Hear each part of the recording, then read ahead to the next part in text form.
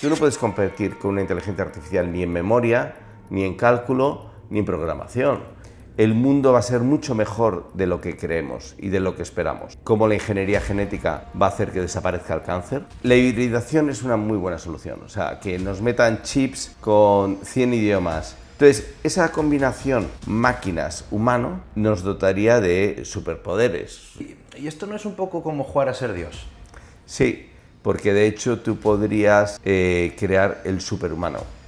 Los cambios que van a producir son mucho más profundos y tenemos que reinventar la sociedad. Si nuestro trabajo lo van a hacer las máquinas, pues probablemente no necesitemos trabajar 5 días a la semana. ¿Crees que estamos preparados para esto? No, en absoluto estamos preparados para lo que viene. Sobre todo la computación cuántica es otra dimensión. El Internet de las cosas son objetos conectados, tomando decisiones, funcionando por ellos mismos. Van a ser los robots, los que nos limpien, los que nos ayuden a ejercitar la memoria. En muchas ciudades en Estados Unidos ya los taxis no tienen personas que los conduzcan. La realidad es que son muy eficientes. No beben alcohol, no fuman no se pican con el de al lado. No, yo firmemente creo que una inteligencia artificial podría sustituir al director general de una gran empresa y hacerlo mucho mejor. Imagínate con un alcalde, perfectamente, y al Consejo de Ministros, perfectísimamente.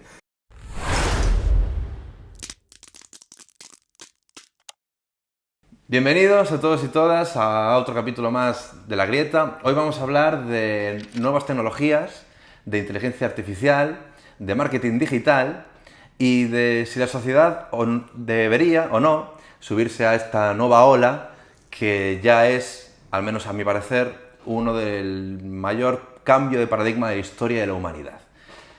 Por eso tenemos aquí hoy con nosotros a Sixto Arias. Gracias, que es impulsor de varias startups tecnológicas, profesor, bueno, ahora que estás en Lisboa no lo sé, pero eras profesor de la Universidad Complutense de Madrid. De varias, sí. De varias cosas. Y bueno, conferenciante y un experto en la materia. Bueno, Sixto, lo primero, preséntate un poco quién es Sixto. Bueno, Sixto es una persona de Verín, criada en mi pueblo hasta los 14 años, que me fui a estudiar fuera y que he vivido en varias partes del mundo, he viajado por trabajo y por placer también a muchos lugares y que he sido básicamente libre, o sea, a mí lo que más me ha importado en la vida es la libertad. Y siendo leal a esa idea de ser libre, he tomado muchas decisiones en mi vida. Fundar empresas, vivir en otros países, relacionarme con determinadas personas y ese es el resumen. Sí. ¿Qué has estudiado, o sea, para dedicarte a lo que te dedicas? Yo, desgraciadamente, estudié una carrera, perdí 5 años de mi vida. Lo que pasa es que como soy tan inquieto, y vi que la universidad no me capacitaba ni me daba las habilidades que se necesitaban para trabajar, pues siempre intenté aprender por mi cuenta. Y hice una licenciatura en la Complutense, pero al mismo tiempo en cuarto de carrera hice un máster de marketing y luego me fui a estudiar a Estados Unidos 3 meses, a Berkeley, y procuraba hacer cualquier tipo de trabajo voluntario para conocer gente, aprender, y era donde de verdad aprendía. Claro, o sea, pero tú ya sabías que lo que querías era dedicarte al mundo digital.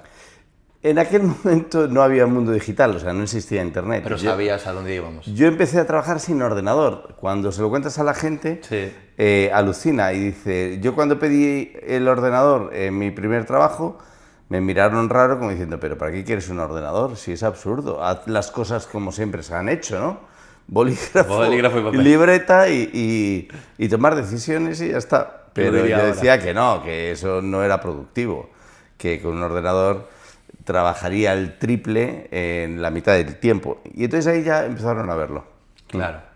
Bueno, ¿cómo crees de verdad que ahora mismo estamos viviendo una transformación tecnológica histórica para nosotros y totalmente revolucionaria?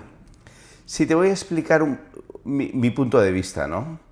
La humanidad ha tenido muchas transiciones y muchas revoluciones, pero todas han sido lentísimas, incluso Internet. O sea, yo diría que el gran cambio de nuestra era hasta ahora ha sido Internet. Sí. Pero de repente confluyen 5 tecnologías que son sistémicas. Significa que cualquiera de ellas por separado produce transformaciones muy profundas en la sociedad. Pero ha coincidido que están funcionando todas juntas. Entonces, lo que iba a ser o se iba a producir en unos tiempos que podríamos gestionar, asimilar, entender, se está acelerando y la velocidad es exponencial. Nosotros no estamos acostumbrados a velocidades exponenciales. Las personas hasta ahora estamos muy familiarizados con las velocidades lineales o los crecimientos lineales, que es más o menos esto. El exponencial es salvaje. O sea, hoy tienes un hotel y dentro de 5 años tienes 2, y dentro de 10 tienes 4, y dentro de 20 tienes 7, claro, y dentro de 30 tienes 100 hoteles. Ajá. Y eres una gran empresa. La exponencialidad es que tú hoy tienes una habitación o una casa privada, se llama Airbnb, sí, la gente la contrata para lo mismo que hace con los hoteles, que es dormir y desayunar, y de repente en un año tienes 500.000 de habitaciones, y en 5 años tienes 30 millones de habitaciones, o de casas compartidas. Eso es un poco la exponencialidad. Bien, para no enrollarme, ¿cuáles son esas 5 tecnologías? La primera es el blockchain, que es la cadena de bloques. Cómo funciona. En este momento, si quieres, luego te cuento un cuento para entenderlo perfectamente, vale, ¿no? Bueno, te lo cuento ya. Vale. Está más relacionado con el contenido, ¿no? 3 alumnos van a hablar con su profesor y le dicen: profesor, no podemos hacer el examen que tenían ese día. Esto era un lunes. Y dice: ¿por qué no podéis? Dice: bueno, tuvimos una boda el fin de semana y al regresar tuvimos un accidente con el coche, entonces estamos todavía conmocionados, confundidos y demás, no podemos hacer el examen. El profesor dice: vale, ok, volved dentro de una semana, el siguiente lunes, y yo os hago el examen. Cuando llegan los 3 alumnos, el primero le dice al profesor: fulanito, aula A, menganito, aula B, zutanito, aula C, cada uno separado en una habitación. Primera pregunta del examen: ¿quién conducía el coche en el momento del accidente? Segunda pregunta del examen: ¿cómo se llamaba la novia? Tercera pregunta del examen: ¿en qué punto de la carretera fue el accidente? Bien, eso es el blockchain. Si alguno de los 3 no coincide sus respuestas con las de los otros, la cadena se rompe. Ajá. ¿Vale? Y entonces la transacción o el proceso falla, o la gestión no se produce. Vale. Entonces, es la seguridad máxima. Todo es hackeable, ¿no? Pero es muy difícil hackear millones de ordenadores. Cada aula es un ordenador. Eso es el blockchain. Vale. Aplícalo a un aeropuerto, aplícalo a la descarga de un barco de mercancías, aplícalo a seguros, a finanzas, a logística, a cualquier proceso. Si todo no está perfectamente coordinado, la transacción no se produce. Con lo cual, eliminas la falta de transparencia, eliminas la corrupción, eliminas las ineficiencias. O sea, es la perfección de la computación, ¿vale? Blockchain, la primera. La segunda sería la inteligencia artificial, que presumo que vamos a hablar más tarde bastante sobre ello. Ajá, ¿no? Exactamente. La tercera sería el Internet de las cosas. Son objetos conectados, tomando decisiones, funcionando por ellos mismos. Puede ser una casa inteligente, puede ser una fábrica. Una ciudad. O la ropa, que tu ropa te vaya midiendo tus constantes vitales. Ajá, y de repente te diga: Santi, no me gusta la tensión arterial que tienes, o he detectado en tu sudor que tu dieta está falta en determinadas vitaminas. ¿Hay ropa así ahora mismo? Sí, hay prototipos de ropa así. Sí. No lo sabía. Y además te podrían dar cualquier tipo de medición de datos sobre tus hábitos de vida. Duermes bien, haces deporte, caminas lo suficiente. Bueno, un reloj. Ahora tenemos el reloj, claro, Sí. pero esto imagino que es como algo más exponencial. Esto es más, algo más, bueno, podría ser el reloj que te tome la tensión, te mida el smartwatch, azúcar, te mida el sudor, pero sí, o unas gafas. Unas gafas están en contacto con tu piel, con tu riego sanguíneo, con muchas variables, ¿no? Claro. Ese es el Internet de las cosas. La cuarta sería la robótica. La robótica es la inteligencia artificial con cuerpo. Sí. Y entonces, como hay algunos continentes están muy envejecidos, somos mayores y hay una carencia de jóvenes, van a ser los robots los que nos limpien, los que nos ayuden a ejercitar la memoria, Sí. los que lleven nuestras sillas de ruedas, Que nos acompañen. que nos ¿no? acompañen. De hecho, la inteligencia artificial... Personas dependientes. Exacto. Claro. Tus medicaciones, recordar cosas, ponerte en contacto con otras personas, solicitar servicios de emergencia, todo eso nos acostumbraremos a tener robots por casa. Claro. No van a ser muy caros, 5 o 10 mil euros y... Pensé que sería más, ¿eh? Mucho. Bueno, Como los un primeros, coche o como sí, una casa. los primeros prototipos estarán en 30, Ahí es. por encima de los 30.000. De hecho, Tesla va a ser lo que va a hacer a El Tesla Optimus. gigante. Exacto, es el prototipo, porque ellos ya tienen el software. Y la quinta tecnología sistémica, que es otra dimensión y es muy difícil de comprender, es la computación cuántica. Ajá. O sea, si estamos acostumbrados a que los ordenadores cada día sean más rápidos, los teléfonos móviles más potentes, 5G, 6G, esto es otra dimensión. Vale. Vale. Me parece increíble, porque claro, tú dirías que estas son las tecnologías más transformadoras de la última era y de la que nosotros como sociedad tenemos que estar preparados para ello. ¿Crees que estamos preparados para esto? Bueno, creo que no lo estamos, pero al mismo tiempo creo que es muy fácil prepararte, pero requiere disciplina, requiere constancia y requiere esfuerzo, tienes que aprender. Todo lo que necesitas aprender es gratis, está en internet y hay contenido de altísima calidad, pero no en absoluto estamos preparados para lo que viene. Sobre todo la computación cuántica es otra dimensión. Pero porque es, claro, un estudio mucho más complejo de entender, ¿no? Bueno, imagínate un microordenador que tiene la potencia de un ordenador que ocupase físicamente varios edificios. O sea, todo lo que entendemos como procesamiento de datos, big data, etcétera, con la computación cuántica alcanza unos niveles, ¿qué te diría? Multiplicar por 1.000.000.000 la capacidad computacional actual, pues estamos hablando de unas dimensiones que es muy difícil de entender. Porque además, toda la computación se basa en unos y en ceros, pero la computación cuántica no, es el 1 y el 0 al mismo tiempo. Claro. Entonces, es una de las variables, ¿no? Se mide en qubits, ya no hay gigabytes ni terabytes, sino que tiene propios estándares de medida. Claro. ¿Crees que estamos, o sea, para prepararnos para esto, crees que esto debería implementarse, por ejemplo, en la educación obligatoria, las asignaturas de inteligencia artificial, de nuevas tecnologías? Yo quiero ser optimista. De hecho, uno de mis referentes es Peter Diamandis, que es uno de los fundadores de Singularity University, que es una universidad que está en la NASA. Y uno de sus libros, tiene varios buenísimos, pero uno de sus libros se titula Abundance.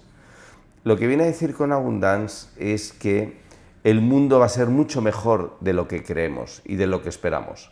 O sea, él habla ahí de cómo la ingeniería genética va a hacer que desaparezca el cáncer y te lo explica. O sea, si nos reprogramamos nuestro ADN, podemos suprimir enfermedades crónicas, enfermedades del sistema inmunitario, son muchísimas, reumas, etcétera, pero también puede condicionar que si tú estás predispuesto por herencia genética a sufrir cáncer, cambiándote el ADN, editándote el ADN, podrías suprimir ese fallo en tu sistema genealógico, ¿no? O sea, como si fuera un error informático y eliminarlo. Correcto.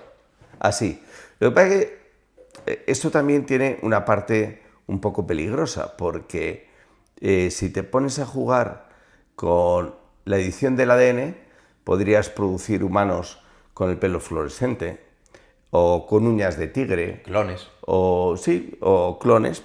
De hecho, la oveja Dolly fue un paso muy importante en esto. Fue el primer ser vivo exactamente, genéticamente exacto a su clon, ¿no? Y sí, tiene muchas posibilidades, pero Abundance no solamente habla de esto, habla de cómo va a ser la nueva agricultura, que no sería horizontal ni extensiva, sería vertical hacia arriba, ¿no? Y también la genética hace mucho tiempo que se utiliza con muchos alimentos, pero tú podrías producir plátanos azules que ya contengan determinadas medicinas y sepan a melón. O sea, en el momento que te pones a jugar a la genética, puedes conseguir alterar cualquier organismo vivo. ¿Y esto no es un poco como jugar a ser Dios? Sí, porque de hecho tú podrías crear el superhumano. Claro, que esto ya sería un ente más inteligente que nosotros, y es algo que nunca ha pasado en la historia, ¿no? Que nunca el humano ha creado nada más inteligente que él. Bueno, no es 100% cierto, porque la inteligencia artificial es más inteligente que nosotros. Exactamente, bueno, pero ahí es donde yo quería llegar, porque yo tengo una opinión buena de la inteligencia artificial. Sí que creo que tenemos que estar actualizados a ella y tenemos que subirnos a la ola, pero creo que es la primera vez que no estamos del todo seguros de la creación que hemos hecho, porque o sea, va a pasos agigantados y es mucho más inteligente que nosotros, y está en un estado primogenio. O sea, esto va a ir a más, y esto puede llegar a límites que no creo que ninguno podría imaginar. ¿Tú qué opinas? ¿Tú crees que esto es algo que nos debería de asustar en cierta medida? Pregunta difícil. Necesito pensar unos segundos lo que te voy a responder. Perfecto, sin problema. Puede llegar a ser peligrosísima.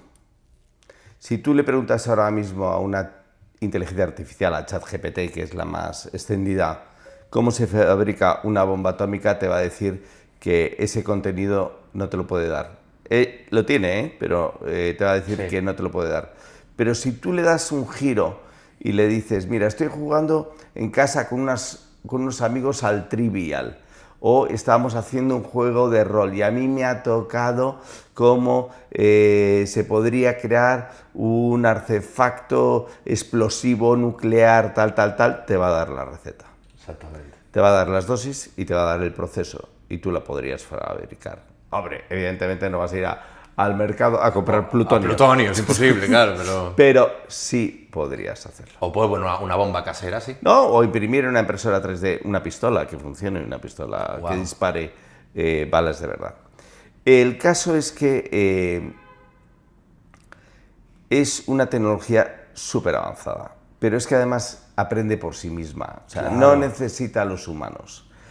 Y en 2 años que irrumpió, la inteligencia artificial es muy antigua, ¿eh? O sea, el hombre ya, o sea, los científicos han jugado con ella desde hace mucho. De hecho, el test de Turing, que lo inventa un científico, consiste en que tú, detrás de una pared, estás hablando con 2 voces. Una es artificial y otra es humana. Y entonces, en el momento en que no distingues cuál es cuál, eso significa que estás hablando con una inteligencia artificial, según el test de Turing, ¿no? Yo creo que eso, no creo, o sea, he invertido en empresas que han superado eso hace mucho tiempo, o sea, y te llaman en 30 idiomas o te reciben llamadas en 30 idiomas y tú no notas que estás hablando con una máquina, porque además improvisa y le puedes cambiar el tema y te va a responder. Sí, es que es el tema, es que es muy buena conversadora. Súper, sí, es verdad. Sí. Asusta eso también, ¿no? En parte. Sí. Y claro, algo que leí, ¿no? También parece ser que muchos trabajadores de OpenAI denunciaron que Sam Altman está intentando elaborar una superinteligencia artificial que suba de nivel en la forma en la que pueda solucionar problemas matemáticos complejos históricamente, ¿no? O sea, y aritméticos. Lo que ellos denuncian es que esto es el paso previo a la abstracción, que es la propia conciencia de la inteligencia artificial, lo que podría crear que ella pueda vivir por sí misma. Sí, claro, la clave es cuándo va a tener conciencia de sí misma, ¿vale? Igual que tú tienes conciencia de que eres un ser humano, podría ser que en un momento dado una inteligencia artificial tiene conciencia de su existencia, ¿vale? Y entonces ahí las cosas van a cambiar, porque podría reivindicar su autonomía respecto a los humanos. Y muchos opinan, no, pero somos sus padres, la hemos creado.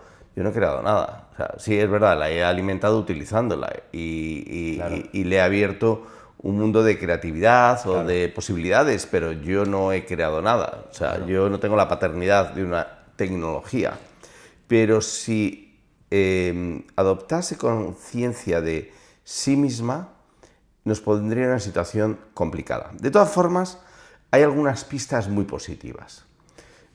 Una prueba que hicieron, porque además es que improvisa, o sea, y antes tenía el problema de que no entendía la ironía, pero ya hace mucho que la entiende, ¿vale? O sea, que los códigos de comportamientos humanos en el plano de la comunicación los tiene totalmente superados. Pero hicieron una prueba en un hospital en Boston de quién preferían los pacientes que les tratase. Y en un 73% votaron que preferían los diagnósticos y las comunicaciones de la inteligencia artificial, porque era más empática.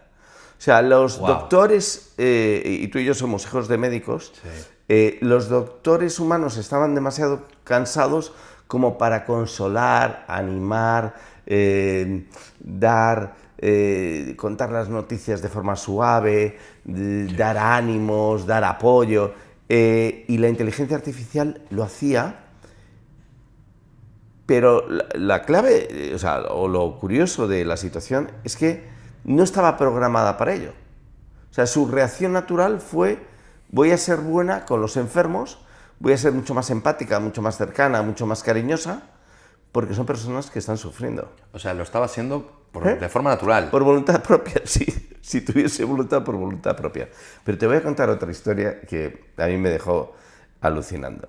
En el 2017 yo creé una empresa de inteligencia artificial que se llamaba Capable. Era como tener un profesor particular que iba buscando los mejores contenidos de Internet, te los iba dando y te decía: Santi, esta semana has invertido muy poco en ti. Solo has dedicado 2 horas a aprender. Y yo te he dado vídeos, te he dado audios, te he dado textos, te he dado infografías, pero no los has consumido, no me los has valorado. Qué guay. Me gusta o me disgusta. Y además entrabas en un juego competitivo con otros y te decía: los jóvenes de tu edad que viven en Galicia o que viven en España, esta semana han invertido en ellos mismos, en su aprendizaje, 5 horas y tú 2. Entonces, ponte a la cabeza. Claro, te compara. O en tu capacidad, porque había como 37 capacidades. Soft skills, o sea, habilidades blandas y habilidades duras. Te podías convertirte en un experto en inteligencia artificial o en marketing digital o en lo que quisieras, o en negociación. Y un día, el algoritmo, 2017, o sea, esto empieza a surgir con fuerza en el 2023, o sea, con la aparición de ChatGPT. Sí. Allí no había, había Python para programar, un lenguaje de programación, pero no había las herramientas que hay ahora, ¿no? Y de repente nos trae como contenido de alta calidad, había una serie de parámetros por los cuales el algoritmo decía: esto sí es bueno y esto es basura. Y nos trae un fragmento de una película y nos quedamos así, mirándonos, y alguien ha programado para que traiga fragmentos de películas. Y dice: no, nadie le ha dado esta instrucción. O sea, 5 años antes de la irrupción de la inteligencia artificial era muy temprano como para que una inteligencia artificial creada por nosotros tuviese iniciativas y autonomía. Y lo que había traído era un fragmento del Padrino, de la película El Padrino, en una capacitación sobre negociación. Y entonces nos quedamos alucinando porque Qué fuerte. no habíamos evaluado la potencia de la inteligencia Y artificial. funcionaba como un profesor, como un docente. Sí, sí, lo que hacía era te animaba, te enviaba mensajes, te enviaba tus estadísticas, tus métricas para compararte con otros y sobre todo lo que aprendía era de tu comportamiento. Por ejemplo, si te daba a las 8 de la mañana vídeos y tú no los consumías, ella deducía que tú estabas conduciendo, con lo cual era mejor enviarte un audio que sí lo podías escuchar en el coche. Wow. O si tú lo que preferías era leer artículos a las 8 de la tarde los martes y los jueves, te lo dosificaba de esa forma. Pero siempre intentaba llevarte un paso más allá, que aprendieses un poco más. Claro, estas dos historias que me contaste ya relacionan dos sectores, ¿no? Que es el de los doctores y el de los profesores. Claro, entonces podemos pensar que esos dos trabajos están en peligro para las personas. De aquí al futuro. Bueno, vamos a ver, no solo esos dos. No, bueno, O sea, pero quiero decir, vale. ya sé que el trabajo de oficinista, pues Sí. bueno, Sí. o el de programador, pero... Sí, hay miles de puestos de trabajo que se irán sustituyendo paulatinamente. No va a ser algo de, en un año se eliminan los taxistas, pero en muchas ciudades en Estados Unidos ya los taxis no tienen personas que los conduzcan. Y la realidad es que son muy eficientes. No beben alcohol, no fuman porros, no se pican con el de al lado, respetan todas las señales de tráfico. Claro. O sea, una máquina procesa de una forma un poco distinta. No es traviesa, no es irreverente, no es rebelde. O sea, sí aprende, pero aprende a hacerlo mejor. Una grúa, un dron. Hay miles de dispositivos que tú ves un dron volando y dices, bueno, ¿y esto qué es? Y dices, pues esto a lo mejor es el próximo bombero. No sé cómo lo va a hacer, pero llevará una bolsa como un helicóptero y no necesitará helicópteros. Claro. Y no parará por la noche, porque es peligroso volar un helicóptero para apagar un incendio por la noche, pero un dron sin personas dentro, ¿qué más da? Sí, no, de hecho vi que China creó un robot con forma de perro que lanza un chorro de agua a 50 metros a una fuerza impresionante. O sea, quiero decir, es un nivel ya... Pero esto trae consecuencias sociales, ¿no? Trae muchas consecuencias sociales. De hecho, yo cuando te digo que las tecnologías actuando conjuntamente en el mismo momento en el tiempo, significa que los cambios que van a producir son mucho más profundos. Y tenemos que reinventar la sociedad. O sea, porque si nuestro trabajo lo van a hacer las máquinas, pues probablemente no necesitemos trabajar 5 días a la semana. Quizá con 1 o 2 días es suficiente.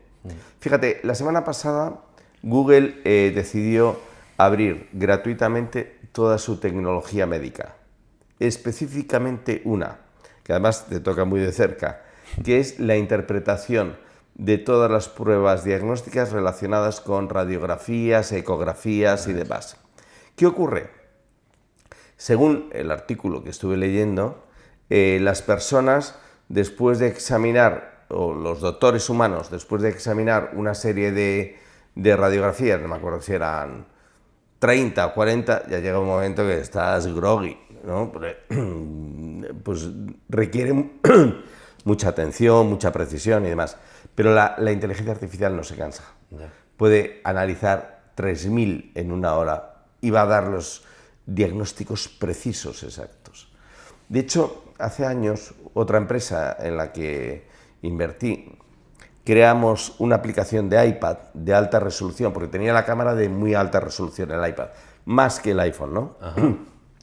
Te hacías una foto de cualquier parte de tu cuerpo, de una anomalía en tu piel, te preguntaba la zona donde estaba y te daba un diagnóstico, con un 99,9% de acierto.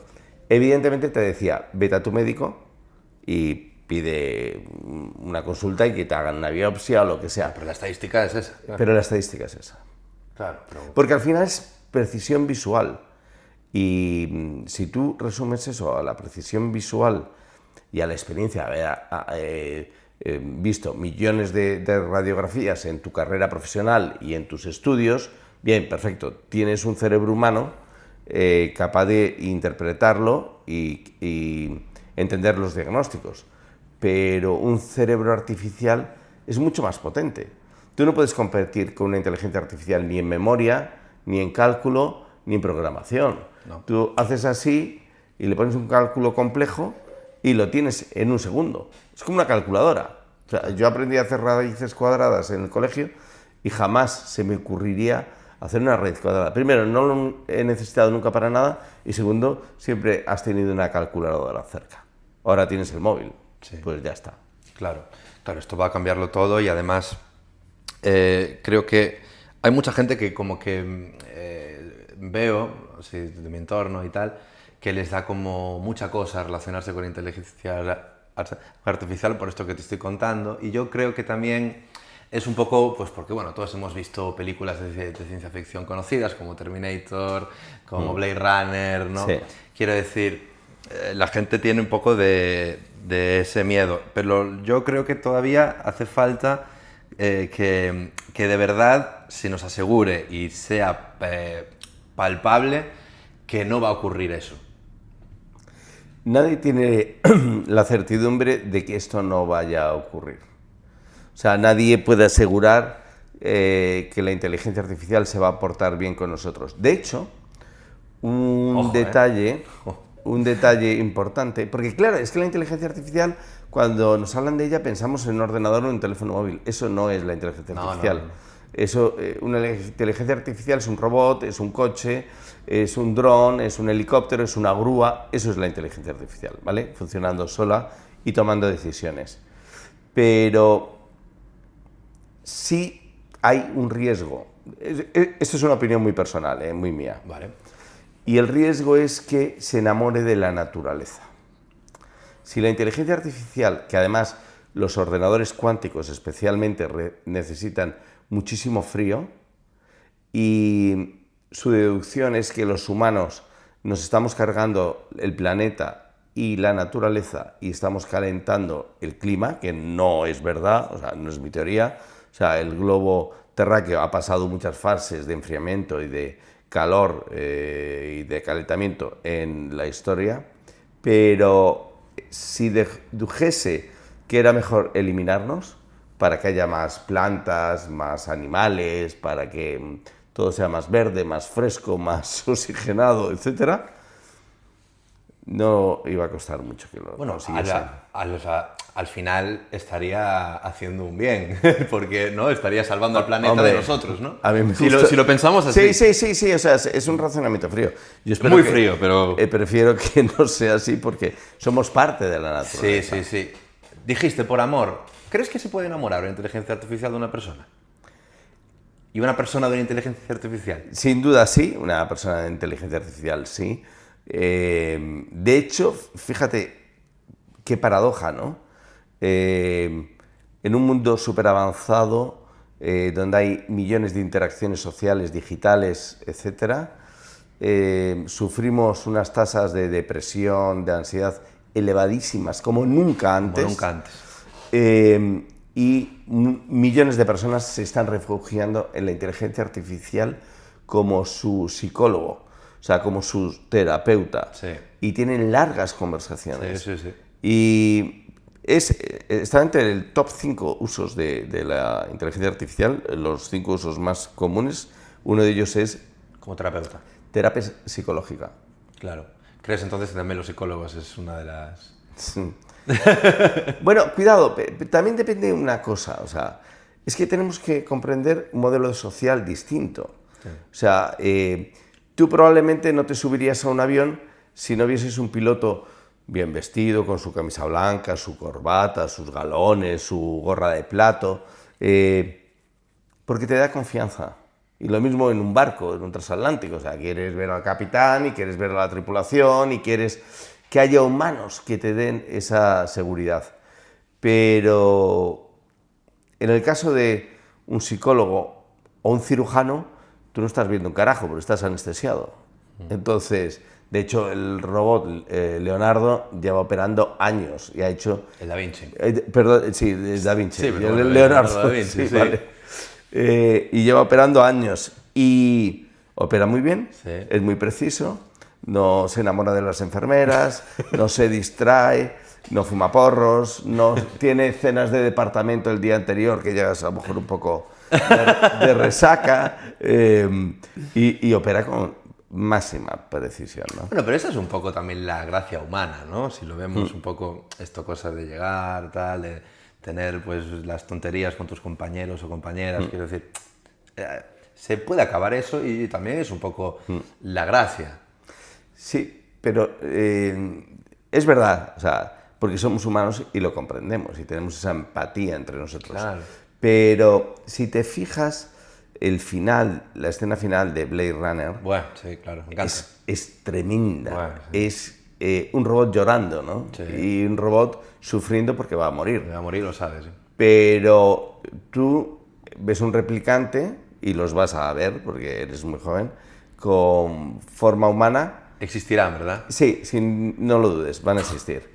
No hay ninguna duda. ¿Y por qué? O sea, podría tener la forma de una margarita y hablar, pero que tengan formas humanas genera mejor conexión con nosotros. Sí.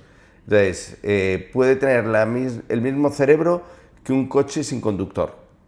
O sea, en cuanto a procesamiento de datos, capacidad de computación, etcétera. Pero si tú lo ves con forma de persona, moviéndose como tú, blandito o así, morenito, de tela, tal cual,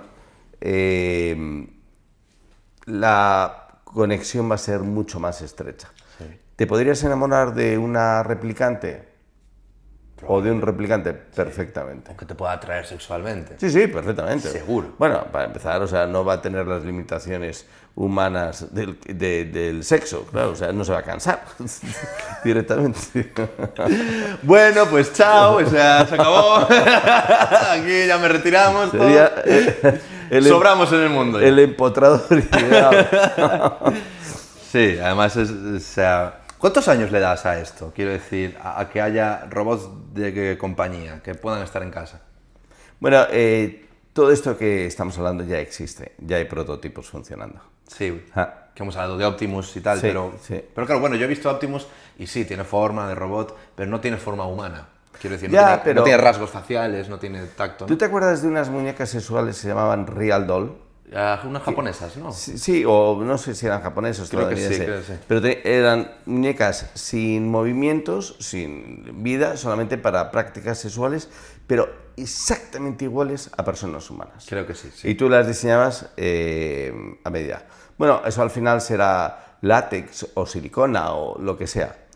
Si eso lo metes dentro de un robot Optimus, ya tienes un replicante. Claro, claro. O sea, movería los dedos, a lo mejor las primeras versiones sería un poco más imprecisa, más lenta, etcétera, pero eso es un replicante. ¿Crees que esta relación que vamos a llegar a tener con los replicantes, con los robots, con la inteligencia artificial va a tener que ver un poco también con una empresa que tiene Elon Musk que se llama Neuralink, ¿no? Que se trata de chips en el cerebro que controlan pues Teslas, búsqueda web instantánea, ordenadores, etcétera? O sea, ¿crees que esto, o sea, va a haber una conexión así? La hibridación humano-máquina es la alternativa a la sustitución. Pues claro, si no, somos más lentos, somos más tontos, somos menos... Bueno, iba a decir intuitivos no creo que desarrolle la intuición, pero claro, la intuición, una gran parte es el aprendizaje y ellas aprenden muy rápido, las máquinas, ¿no? Pero la hibridación es una muy buena solución, o sea, que nos metan chips con 100 idiomas,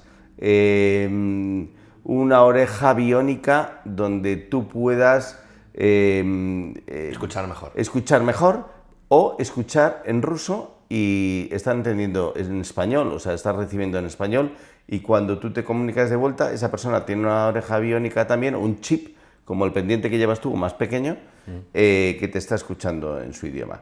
Igual que te digo esto, te digo una nariz hiperpotente. Todo esto se podría hacer con nanochips, con nanotecnología, ¿vale? Que es tecnología microscópica. Sí.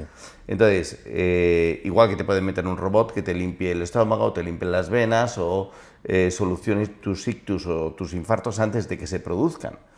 Entonces, esa combinación máquinas-humano nos dotaría de superpoderes. Básicamente. Básicamente. Porque dices, bueno, ¿para qué serviría una nariz hiperdesarrollada? Si tienes un familiar que es alérgico al gluten, por ejemplo, que no huele y que no es detectable, podrías saber si ese alimento tiene gluten o ha sido contaminado, o es tóxico, o ha caducado, o si tienes una fuga de gas, o si tienes gas radón que no huele, o detectar catar vinos, distinguir flores, cualquier tipo de olor, sea peligroso o no sea peligroso, podrías detectarlo con una nariz aumentada, ¿no? Claro. Sería como la realidad aumentada. Claro. Aquí no, y vamos a entrar un poco en un debate más filosófico, aquí no entraríamos un poco en lo que decía Nietzsche del superhombre, de superior, de que allá hay una jerarquía, de ya... Yo creo que Nietzsche tenía un poco un ramalazo de que han tenido todas las civilizaciones. O sea, los persas han sido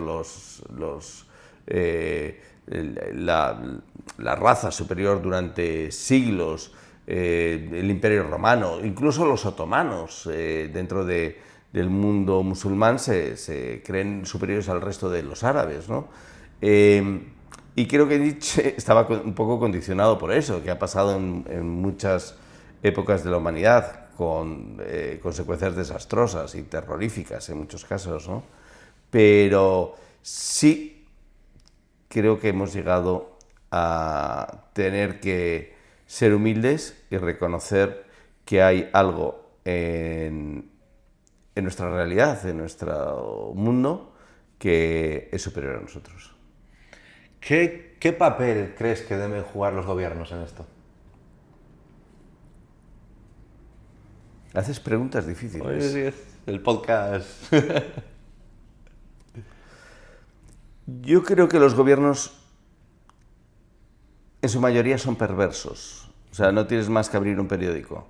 Y no hay país, no hay partido, no hay corriente política que se libre de escándalos, de comportamientos muy cuestionables, y creo que van a estar muy tentados a un uso perverso de estas tecnologías, ¿Sí? en su favor. Sí. Ajá. Entonces, aquí básicamente hay dos posiciones. Hay países que lo potencian gracias a dar libertad de desarrollo, y hay países que se dedican a legislar.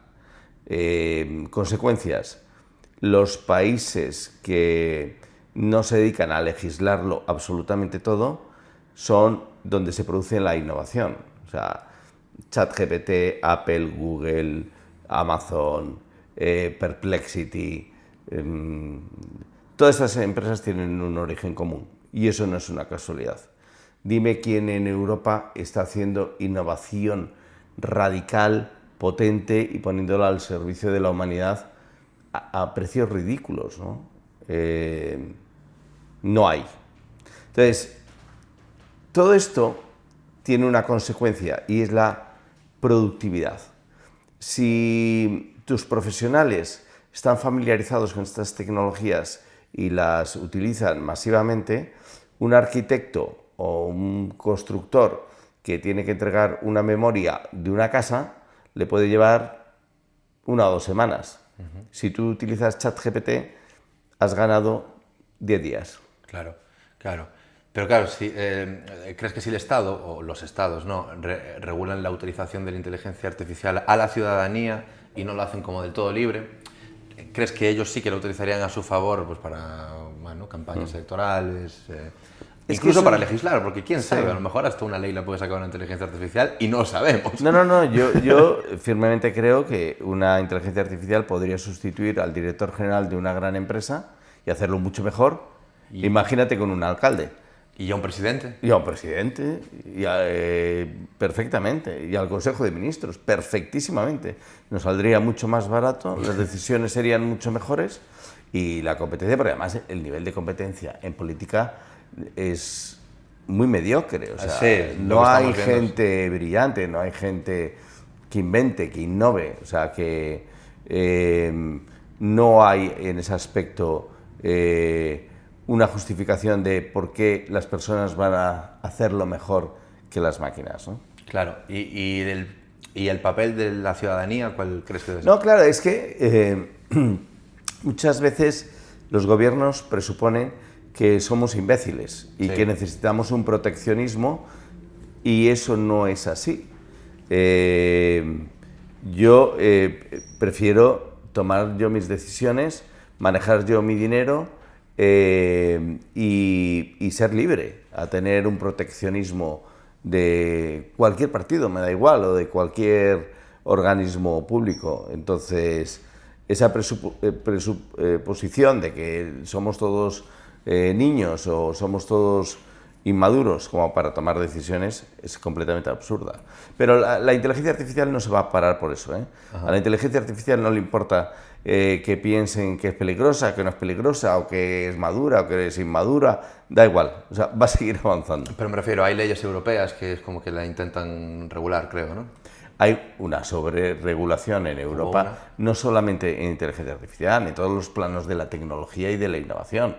Consecuencia, sigue avanzando, da igual. O sea, es un campo quemado, o sea, no hay, salvo un par de excepciones pequeñísimas. Bueno, Irlanda es un país con más libertad y más innovador. Estonia tiene también algunas iniciativas, pero cuando nace alguna empresa potente, Spotify, Skype, etcétera, en cuanto adquieren cierto tamaño, se van a cotizar a Estados Unidos y se van a establecer sus centrales en Estados Unidos. Claro. ¿Opinas que, por ejemplo, con lo que hablamos antes de Neuralink y del chip y tal, crees que eso no es una plena invasión de nuestra privacidad? Ya es la propia, no es la intimidad, sino es la propia mente, ¿no?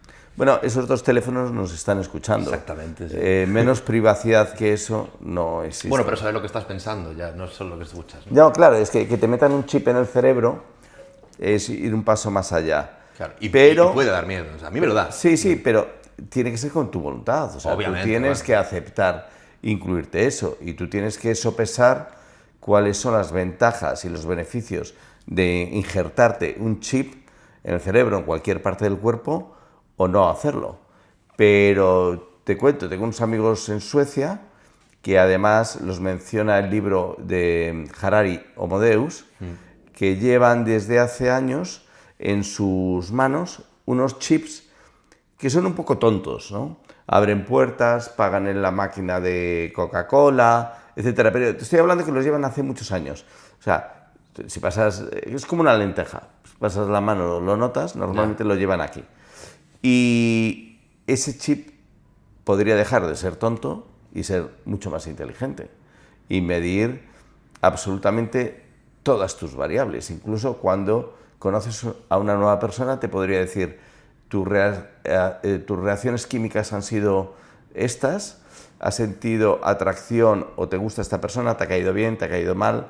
Claro. O sea, puedes hacer aumentar una estadística y una escaleta de todo lo que tal. Sería un humano aumentado, en definitiva. Pero claro, entonces ahí es donde queda nuestra propia autonomía. Claro. Bueno, tu autonomía está en saber gestionar bien tus datos. O sea, tú al final eres inmortal. Si tú fueses un ordenador y yo vacío tu disco duro y lo conservo, a mí me da igual tu cuerpo. Tu cuerpo es un fungible, es software. Perdón, es hardware. Sí. Es la parte dura. El software son tus recuerdos, son tu forma de ser, tus aprendizajes, y eso se podría almacenar. Si eso se almacena y se podría descargar en un robot con forma humanoide, Santi podría vivir eternamente. ¿Tendrías conciencia de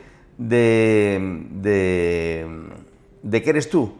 Probablemente sí, porque ahí en ese software va toda tu personalidad, tu forma de ser, tu forma de hablar, tu forma de comportarte con los demás. O sea, sería una transición de un ser vivo a un ser biónico, pero lo importante no es lo que se consume y lo que envejece y lo que fallece. Lo importante es lo que eres tú.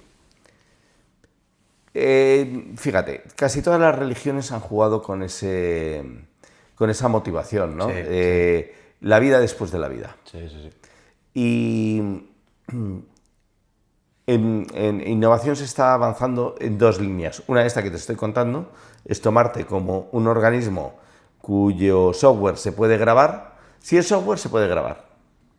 Y tomarte como un organismo biónico, o sea, reproducirte en un organismo biónico con tu forma exacta, pero tú decidirías, no, mira, quiero tener 23 años y que mi piel no envejezca nunca más. Quiero tener 35 porque es una edad donde me he encontrado muy bien. Y la otra es jugar con el ADN, con la ingeniería genética, lo que te comentaba antes. Sí. Editar los telómeros para que podamos empezar a vivir 150, 170 años. Y ahí ya hay muchos años de investigación y de pruebas reales. O sea, hay una persona en Los Ángeles que cada año que cumple, es una mujer, rejuvenece 6 meses.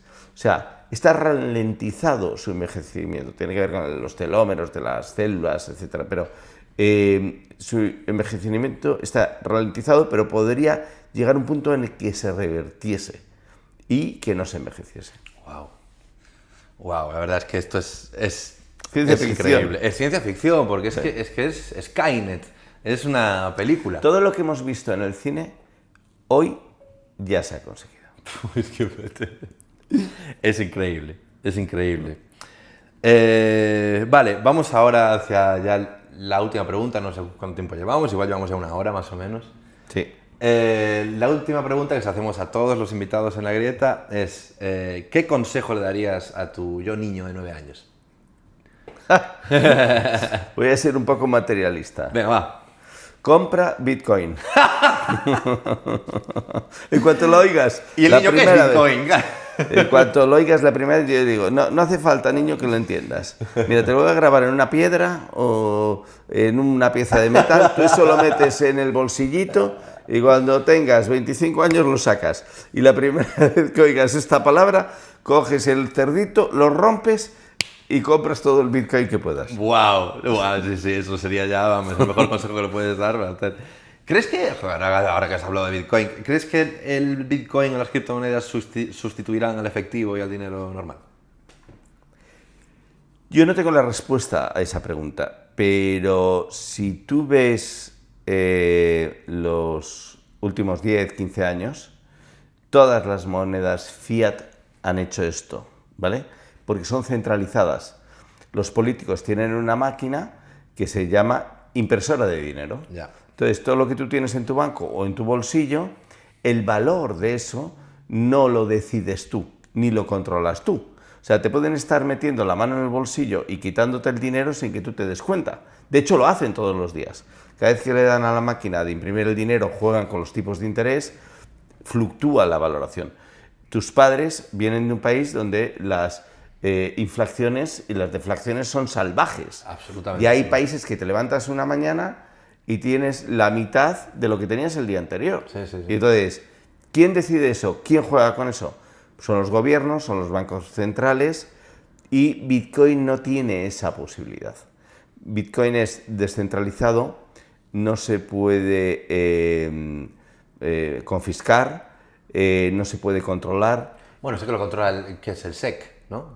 No, la SEC no. ¿La SEC no lo conoce? No. La SEC, afortunadamente para Bitcoin, no puede meter la mano ahí. Creía que sí. No, ni la SEC, la SEC es como el Banco Central Europeo, el equivalente en Estados Unidos. Lo que ocurre es que en Europa está un poco más vinculado con el gobierno de la Unión Europea, en Estados Unidos es una institución totalmente independiente del presidente de los Estados Unidos. Entonces, en este momento, Trump, de hecho, se lo quiere cargar y no es fácil porque son instituciones totalmente separadas e independientes. Pero no, nadie puede controlar, solamente la oferta y la demanda. Y los dólares son infinitos, los euros son infinitos. O sea, ¿cuántos pueden imprimir? Los que les dé la gana. Se meten en una guerra, empiezan a imprimir, la gente cada vez tiene menos dinero, pero en España tú lo puedes ver. O sea, compara los precios en las cafeterías de hace 2 años a los de hoy. Sí, de hecho hay vídeos ahora en TikTok que te compara los precios del supermercado hace 15 años y todo, ¿sabes? Un bote de ketchup 30 céntimos, como madre mía. No, es salvaje, pero tienes que verlo en perspectiva, tienes que analizarlo en una década o 2 décadas para que veas, pero ninguna ha hecho así. Es decir, bueno, cada vez valen más los dólares o los euros o los yenes y cada vez las cosas empiezan a ser más baratas. No ha pasado nunca. Desde que existen. Increíble. Antes tenían el patrón oro que le daba soporte. Tú no podías imprimir dólares si no tenías piezas de oro que justificasen esa emisión de dólares. Pero, lógicamente, los políticos lo que quieren es tener libertad para imprimir y jugar con los tipos de interés cuando les dé la gana. Totalmente. Con lo cual dijeron, a tomar por saco el patrón oro, ya nos arreglamos. Bueno, Sixto, muchísimas gracias por venir. Un placer. Súper interesante. Tenía muchas ganas de Yo venir. también. Gracias. A ti.